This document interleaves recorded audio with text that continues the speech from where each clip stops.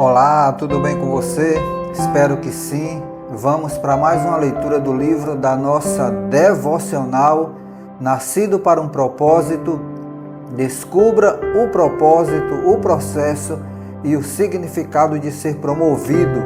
Esse livro é de Bill Johnson, editora Chara. Nós estamos lendo o capítulo de número 10, A Porta dos Fundos para a Sala do Trono.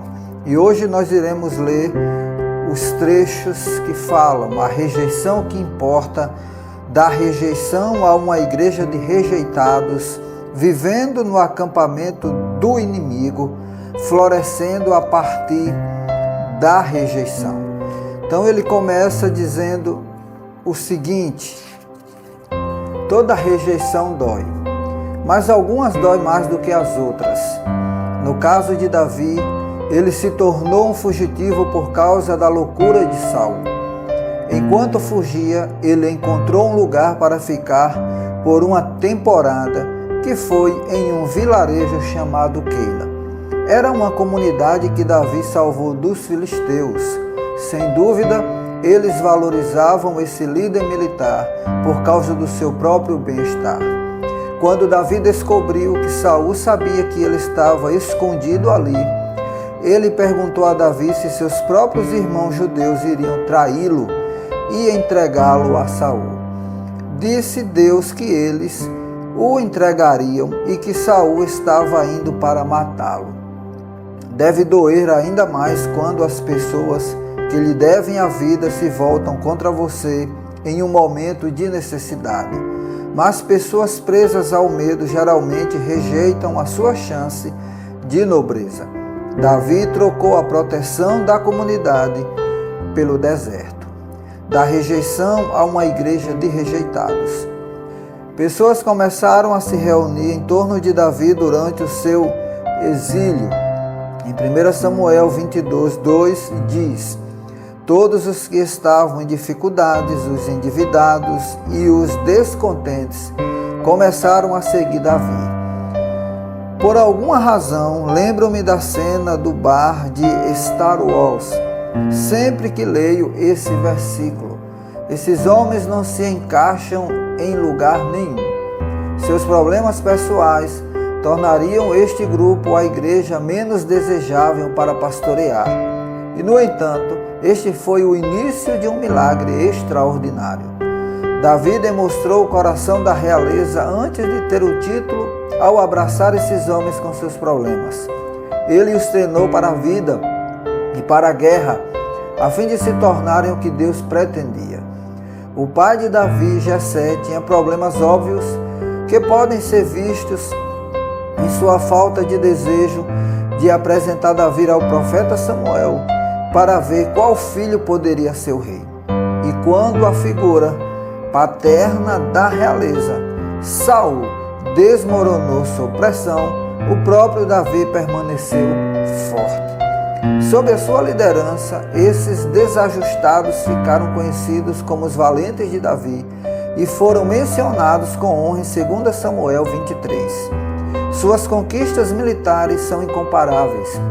E embora eu odeie todo tipo de guerra, adoraria ver o vídeo das batalhas que esses homens venceram.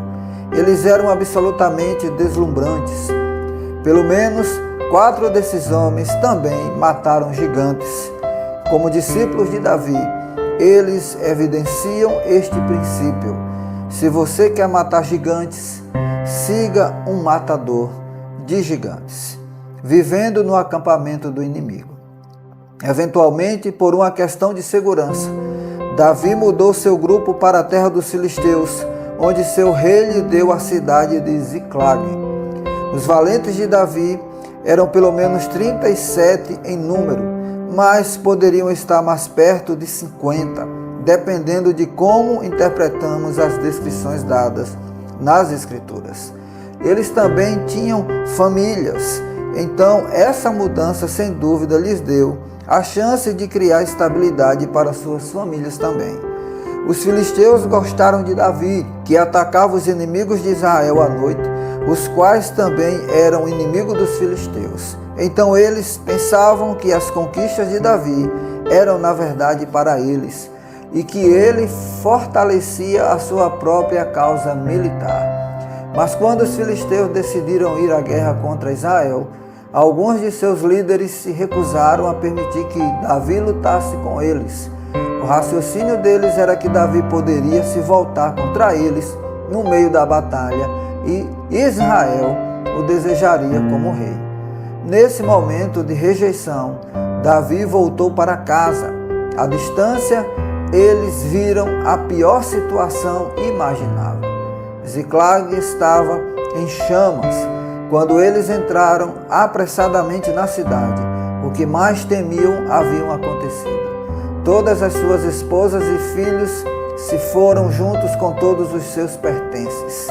As circunstâncias desses homens que lutavam com as questões diárias da vida tinham apenas começado a melhorar, por assim dizer, e agora tudo parecia acabado. A dor deu lugar ao medo e o medo assumiu o controle. Esses homens poderosos choraram até não terem mais forças. Esses soldados fortes, conhecidos por suas conquistas militares, desenvolveram corações compassivos, pelo menos por suas próprias famílias. Sem dúvida, isso foi resultado da liderança de Davi em suas vidas. Se Davi era alguma coisa, ele era um homem de coração. Exaustos e com medo, os homens conversaram entre si sobre matar Davi. Essa é uma parte chocante da história, mas realmente não deve nos pegar de surpresa. A mesma coisa acontece hoje. Quando as pessoas estão com dor ou frustração, é comum culpar a liderança. Equipes esportivas profissionais demitem gerentes. Nações votam no outro partido. A questão é que raramente fazemos um esforço para assumir a responsabilidade pessoal pela perda. É mais fácil culpar quem está no topo. Esse é o pior momento imaginável, mas revela que Davi estava pronto para ser rei. A Bíblia diz: Davi, porém, fortaleceu-se no Senhor, seu Deus. 1 Samuel 36. Florescendo a partir da rejeição.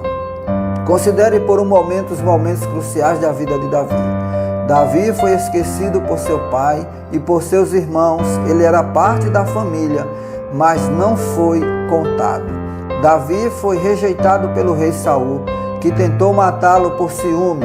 Davi ajudou a estabelecer o reino para Saul com suas vitórias militares, mas isso não foi levado em conta. Davi foi rejeitado por seus irmãos em Keila quando eles se propuseram a entregá-lo a Saul. Davi os livrou dos filisteus, mas eles se esqueceram. Davi foi rejeitado pelos filisteus quando não teve permissão para ir à guerra com eles. Ele beneficiou a sua nação, mas sob pressão isso não importava. Davi foi rejeitado por seus próprios homens e eles até falaram sobre matá-lo. Davi mudou suas vidas. Eles deviam a ele suas vidas, seu sucesso e sua esperança para o amanhã. Eles perderam de vista o valor de Davi por causa de sua dor. Davi estava passando por um momento que a maioria de nós diria ser o mais sombrio de nossas vidas. Seu ponto mais baixo foi o momento que provou do que ele era feito. Em vez de ficar zangado com os homens poderosos, em vez de apontar o erro de seus caminhos, ele veio até eles com um plano. Ele não os puniu, ele não ignorou a dor deles.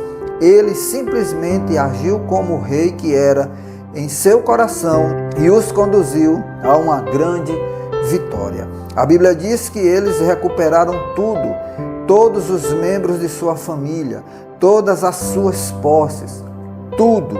Eles foram completamente restaurados. Veja 1 Samuel 30, verso 8. Que mais uma vez o Senhor abençoe a sua palavra em seu coração, a leitura desse livro, desses trechos, e que você possa entender o propósito da rejeição. Não importa de onde ela venha, que você possa aprender com a rejeição e entender que além da rejeição há algo muito grande de Deus para a sua vida. Então, assim como Davi, aprenda a lidar com a rejeição e tire lições para a sua vida, para que você possa cumprir com o seu propósito, para que você possa avançar fazendo a vontade do Senhor, sabendo que o mundo e familiares, amigos, enfim, podem até te rejeitar e muitas vezes sem ter nem noção do que estão fazendo, mas Deus jamais irá te rejeitar. As promessas do Senhor se cumprirão na sua vida. Que Deus te abençoe e até a nossa próxima oportunidade.